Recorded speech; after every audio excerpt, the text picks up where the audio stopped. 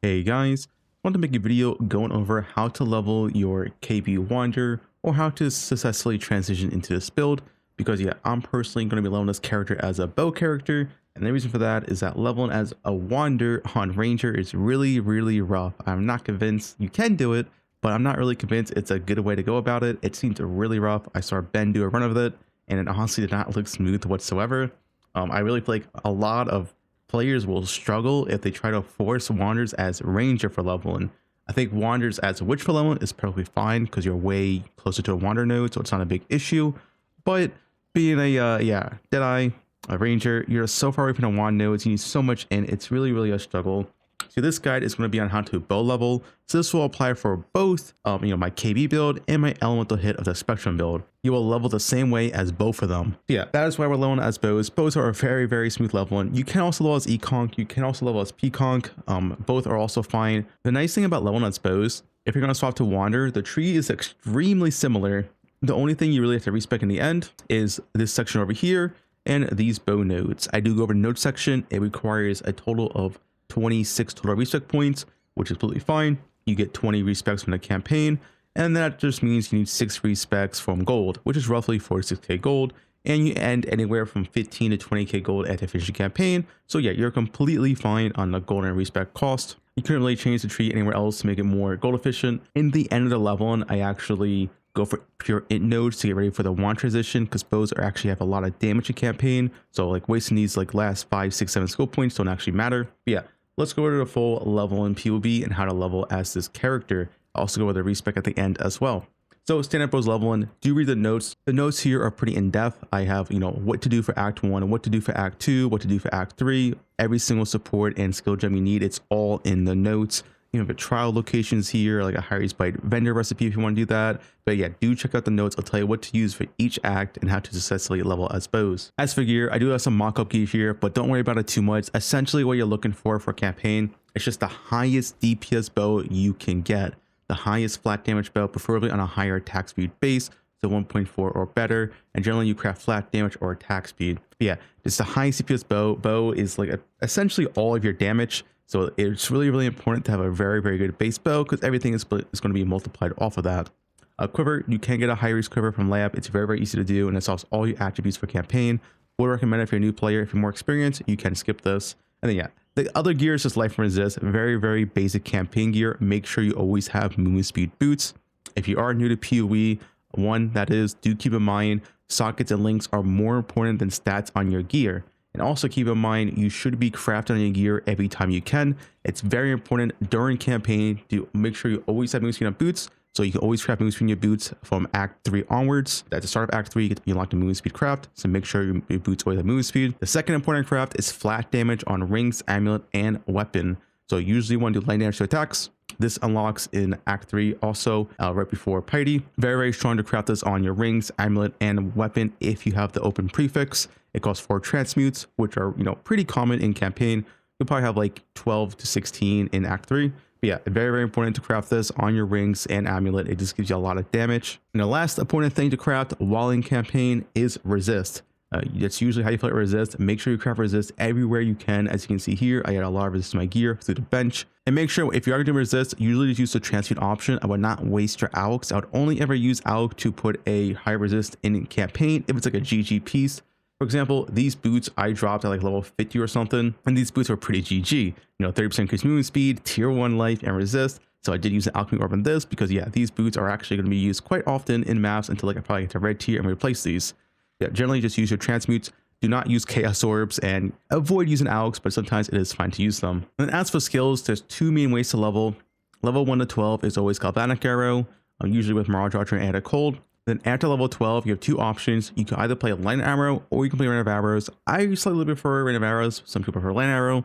Honestly, it doesn't matter all that much. Both are really solid level 1 setups. Either way, you also use Artillery Ballista for your single target, Shrapnel Ballista until level 28.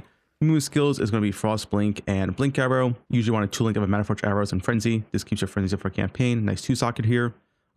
Usually always use 2 ores at least. So at the start, you will probably use Anger and Held of Ice or Held of Ice and Haste. Haste makes you go faster, but Anger will give you a lot more damage. When you do get a higher level and you can get this Mana Mastery right here, You can then just swap to Anger and Haste and have those up all the time. That gives you both a lot of damage and speed. So that's what I recommend when you get that Mana Mastery from Thrill the Battle. At the start, you self-cast Temperance Mark, but when you get a 3 link, you also add on Life Tap and Mark on Hit. So right here, Temperance Mark, Mark on Hit, and Life Tap. This will automate the skill while leveling, but at the start, you do have to self-cast this, and it is a lot of damage, so do make sure you are actually casting this. And yeah, you should only be casting this on bosses. It's not really worth the time to like cast it on rares, unless it's like a very, very tanky rare that you want to kill, like an Essence, for example. And then an optional Mana Forge arrow setup. I do say optional because your links and gem colors are pretty strict on a bow build, and this can be hard to fit in. So only fit this in if you have the spare links. If you don't worry about it. This is the first 3 link to go. It's not that big of a deal. It is good, but it's not needed whatsoever. Once again, this is all in the notes, so make sure you do read it. So yeah, I think that's mostly about it for the level setup. How to level as bows in the skill tree. Make sure you do use this loadout right here. This will give you all the way from 12 to 70 pretty easily. The bow start is pretty easy to understand, and yeah, it just follows 1 to 1. Essentially, to start, the only decision here is if you get Primal Spirit first or Aspect of the Eagle. You want to get Primal Spirit if you need intelligence. You want to use Frost Blink as fast as possible. Besides that, yeah, you just go Aspect of the Eagle into Aspect of the Lynx. I guess also something to note for Act 1 is that flat damage is king. So if you are in Act 1 and you have the spare wisdoms, try to get 2 iron rings. 2 iron rings, especially for like the first 8 levels, increase your damage quite heavily. So you can buy iron rings from Nessa right here, and they usually cost 3 scrolls of wisdoms. So do try to get this as fast as possible. It does boost your damage quite heavily. The other thing about Act 1 is at level 5, you get your second bow base. Now this will probably most likely drop from the ground. If not, you can also buy it from Tarkly, and it's called the short bow base. It's level 5. The reason why this is important is that you get a free essence from Dweller of the Deep, and you want to use that essence on that short bow, that level 5 base, to give you a massive damage spike. Yeah, those are the 2 most important things for Act 1, and that probably will help you Act 1 quite a bit. Yeah, back to the tree, like I said, pretty simple. You just rush in all the way to Precise Technique. Now, you should always have more accuracy than life because you get a lot of accuracy as a bow build. Turn on Precision if you need accuracy. If you don't need accuracy, turn off Precision to have more mana. So just do keep that in mind. But yeah, after that, yeah, you're just taking more good damage notes, point blank, 30% more damage. That's mostly about it. There's not much to say here. There is a slight respec at level 51 to 57, just to make you more point efficient. You essentially take out these 3 nodes and path out this way. It's effectively the same amount of point usage, 1, 2, 3, 1, 2, 3, but you get, life and some movement speed, and you also use this path in for the wander build as well, so it is quite worth doing. And this respec is only 3 points, so it's not too bad. And yeah, past that, you're just taking the rest of the nodes that I suggest. After that, because this is the KB transition, I just spec my points into intelligence. I did a run today and it felt completely fine, even if you are wasting a few points. This is just to make the respec, as smooth as possible. Now, if you're leveling as regular LE hit, like light an arrow into LE hit at Spectrum, then you follow the normal skill tree that I have here. That I'll have linked in my Google Doc, of course. But yeah, if you're going for the KB transition, you don't want to go over here because it's like be too many respecs. You don't go over here as KB. So I just go for the int and it's completely fine. Bows have a lot of damage for campaign. Once again, I did a full run today and yesterday on my Twitch, and yeah, there was no issue whatsoever. Now I want to talk about the respec to make sure it goes as smoothly as possible for you. So yeah, this was the character I did today. I respect on him. He's currently level 77. His gear is honestly anywhere from like good to mediocre. This is a 5-link chest, but I took it off and just used a 4-link. Prism Weave, this is usually like 2 or 3C on league start, but if you can't get it, not a big deal. It is nice though. And yeah, rest of the gear is just trying to get as much flat damage as possible. Flat on both rings, flat on amulet, and then like life resist, right? And essentially what I did to transition to this character is you need a wand and shield, and the rest of the gear stayed the same. So all I did was essentially vendor my bow, vendor my quiver, got a wand and shield, and then yeah, everything else stayed the same.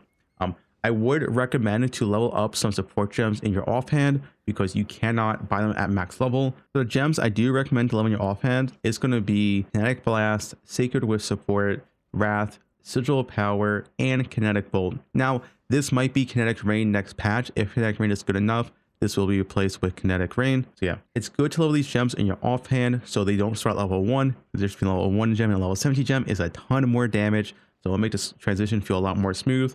Yeah, once again, the only thing you need is a shield and wand. As you can see here, this is my basic wand. There's only 3 stats that matter here.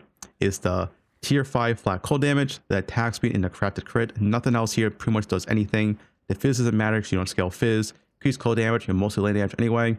Yeah, it's a 3-stat wand. That's like really all you need to get. It should be pretty simple to pick up and get. You can also make sure to use Essence Just make sure you are picking up wands while leveling as your bow character, so you have a wand ready to go once you reach level 70 and swap to, KB. As for your shield, the only stat you really want to get here is spell damage. Anything else is like whatever, right? What do you get? Life, ES, resist, doesn't really matter. Just make sure you have spell damage for your shield, because KB does have that massive multiplier where it's 200% of spell damage is applied to attack damage. So this 67% spell damage is effectively 134% increased damage. So yeah, very, very strong. Yeah, that's mostly about it. So just to show what the transition build looks like, I'll do a quick map showcase here. A tier 10 map at level 77. So pretty appropriate for my level, if not above. I actually haven't touched my gear. I was just doing maps just to see how it felt. So most of my gear is actually still from campaign. I didn't upgrade really anything. And once again, this is on a 4-link as well. It does seem like 5 links are pretty easy to get in the league, but I want to show some 4-link gameplay. Yeah, Wanderers feel absolutely amazing as long as you do the transition correctly. They honestly are probably like the best clear speed build in early mapping and in endgame. Even early on, as you can see, this feels really, really good. Tempo rare, still no problem whatsoever.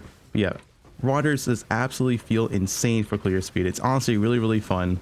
And once again, the swap does not require that much. You just make sure you have enough gold to respec, which is only 46k. But yeah, it is really, really satisfying. You just need a basic one and shield, and you're good to just essentially swap.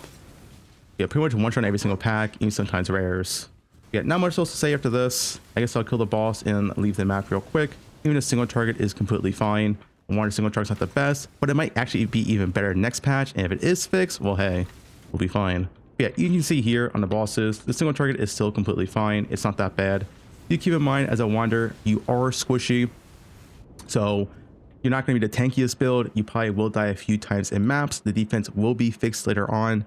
But yeah, your damage and speed more than make up for if you die a few times here and there. And more so than anything, your defense scales with your gear. Having a really high evasion energy shield chest, having a really good evasion energy shield, boots, gloves, and helmet with high life rolls. Your defense will scale more and more with gear rather than your skill tree. Because the skill tree, at least on a ranger, the only defense nodes you can really get is life. I hope this helps your transition and how to effectively go from bows into KB. And overall, it's really, really smooth. You just gotta make sure you don't just mess up. It's really, really easy to swap. It's a very easy swap, 26 total every 6 points. And just make sure you have a wand and shield to go.